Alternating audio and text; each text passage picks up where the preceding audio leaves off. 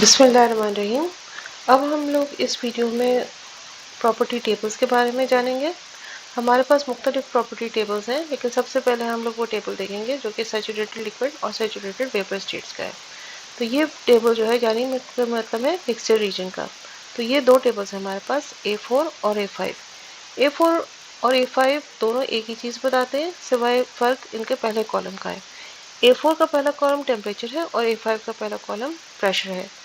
यानी अगर हमारे पास प्रॉब्लम में टेम्परेचर दिया हुआ है तो हम A4 में जाएंगे, टेबल देखेंगे, और अगर हम प्रॉब्लम में क्वेश्चन में प्रेशर की वैल्यू दी हुई है तो हम लोग A5 में जाएंगे।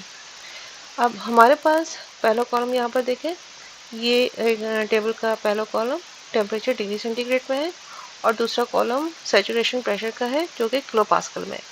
मतलब ये देखें 70.1 अगर प्रेशर है हमारे पास तो इसके कॉरस्पॉन्डिंग टेम्परेचर जो होगा वो 90 डिग्री होगा। आपको याद होगा जब बॉइलिंग शुरू होती है मिक्सचर, मतलब मिक्सचर जब हो रहा होता है हमारे पास वाटर, तो टेम्परेचर और प्रेशर सेम रहते हैं। तो वो टेम्परेचर प्रेशर क्या कहलाते हैं? सैचुरेशन टेम्परेचर और सैचुरेशन प्रेशर। अब दूसरा हमारे पास जो कॉलम है वो है सैचुरेटेड लिक्विड का। इसका जो सिंबल है सैचुरेटेड लिक्विड का वो है VF। और इसका नेक्स्ट कॉलम है सैचुरेटेड वेपर का और इसका सिंबल है VG। अब इसका जो यूनिट है वो क्यूबिक मीटर पर किलोग्राम है।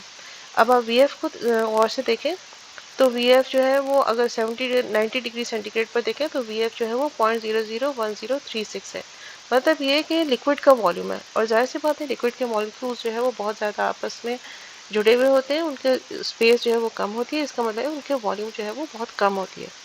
और यही जो है वो जब वो वेपर बन जाते हैं, सारे के सारे लिक्विड के मॉलिक्यूल्स वेपर बन गए और वो पॉइंट आ गया जहाँ सैचुरेटेड वेपर था, तो सारी बॉइलिंग कंप्लीट हो गई। तो अब इसका वॉल्यूम जो आप देखें 2.35, मतलब इसका काफ़ी